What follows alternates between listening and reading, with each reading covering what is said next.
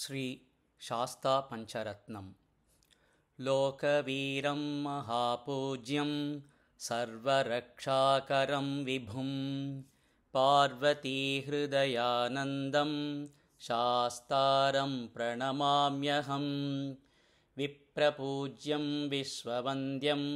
विष्णुः शम्भो प्रियं सुदं क्षिप्रप्रसादनिरतं शास्तारं प्रणमाम्यहं मत्तमातङ्गगमनं कारुण्यामृतपूरितं